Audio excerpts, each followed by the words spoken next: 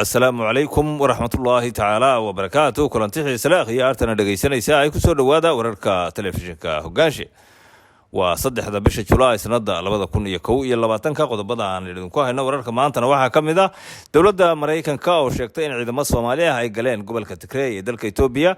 Sheekh Mukhtaar Roobow oo muddo u xiran dawladda Soomaaliya oo sheegay inuu cuntada ka soomay dawladda Soomaaliya oo si kulul u cambaareysay qaraxii shalay ka dhacay magaalada Muqdisho. Guddiga doorashooyinka ee Soomaaliya oo ku howlan doorashada guddoonka guddigaas safaaradda Soomaaliya ee dalka Kenya oo hawl bilaabaysa ama si rasmi ah hawl bilaabaysa maalinta Isniinta oo soo socota. Qodobadaas iyo kuwa kale ayaan idinku hayaa wararkeena maanta.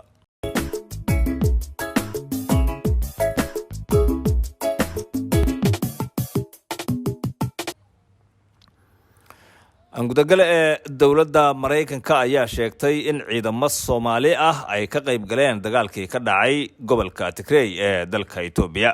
Ku-xigeenka ama siihayaha ku-xigeenka xogayaha arrimaha gaashaandhigga ee dalka Mareykanka oo ka hor hadlayay aqalka Congress ee dalka Mareykanka ayaa waxa uu sheegay in ay jiraan ciidamo Soomaali ah oo ka qayb galay dagaalkaas. Su'aashan ayaa waxa ay ku timid kadib markii Ilhaan Cumar oo ka tirsan golaha Congress ee aqalka Mareykanka ahna gabar Soomaali ah lagana soo doorto gobolka Minnesota ay xogayaha weydiisay bal waxa uu arrimahaas kala socdo, waxaana uu sheegay in ciidamo Soomaali ah ay gobolkaas ka howlgaleen, balse waxa uu ku sheegay ciidamadaas inay yihiin ciidamo Soomaali ah oo dawladda Soomaaliya ay tababar ugu dirtay dalka Eritrea, kuwaas oo ku tagay halkaas heshiis dhex maray labada dawladood waa Soomaaliya iyo Eritrea. Xogayuhu ma sheegin in ciidamadaasi ay si buuxda dagaalka uga qayb galeen iyo in kale. Arrintan ayaa waxay mar kale soo cusboonaysiinaysaa walaaca ah in ciidamadaasi ay dagaal ka qayb galeen. Arrintan waxaa horey dhowr jeer u beenisay dawladda federaalka ee Soomaaliya, waxaana tan ka sii horeysay in qaramada midoobay ay sheegtay in ciidamada Soomaalida ay qabsadeen magaalada la yiraahdo Aksum ee ku taala gobolka Tigray. Inkastoo arrimahaas ay jiraanna marar badan ayaa dhalinyarada halkaasi howlgalka ama tababarka u joogta waa ciidamadaas Eritrea jooga ee Soomaalida ah waxay beeniyeen in aysan dagaalkaas haba yaraatee ka qayb galin. Sheekh Mukhtaar Roobow oo Abu Mansuur lagu naanayso muddana u xiran dawladda federaalka ee Soomaaliya ayaa la sheegay inuu cuntada ka soomay. Sidaasi waxaa warbaahinta u sheegay xubno ka tirsan qoyskiisa oo sheegay in sheekhu muddadii 3 sano ahayd oo xirnaaba uu wajahayay xaalado dhanka nolosha iyo caafimaadka ah. Sheekh Mukhtaar Roobow oo horey uga tirsanaa madaxda sarsare ee ururka Al-Shabaab ayaa horey ula heshiiyay dawladda federaalka ee Soomaaliya, balse isaga iyo dawladda ayaa isqoonsaday kadib markii uu ku dhawaaqay in uu isu sharaxayo xilka madaxweynaha ee dawlad goboleedka Koonfur Galbeed, taas oo keentay in dawladdu ay xoog adeegsato kadibna laga soo xiro magaalada Baydhabo isagoo ilaa iyo muddadaasna ku xiran magaalada tan Muqdisho. Ma jiraan ila madax bannaan oo xaqiijinaya warkan, dawladduna ilaa iyo haatan kama ay hadlin.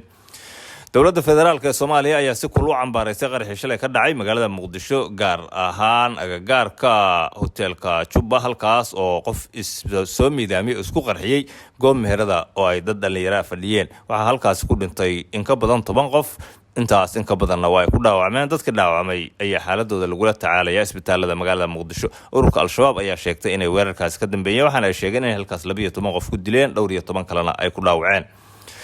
Guddiga doorashooyinka ee Soomaaliya oo maanta maalintii afraad uu shir iyo tababarba uga socdo magaalada tan Muqdisho, gaar ahaan xarunta ciidamada cirka ee Afisyooni, ayaa waxay ku howlan yihiin sida ay u dooran lahaayeen guddoonka guddigaas oo ah guddoomiyaha iyo ku-xigeenadiisa.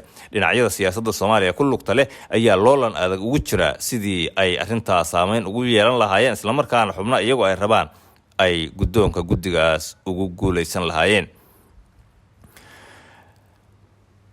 Safaaradda dalka Soomaaliya ee Kenya ayaa waxa ay sheegtay in ay si rasmi ah shaqadeeda u bilaabayso maalinta Isniinta ee soo socota.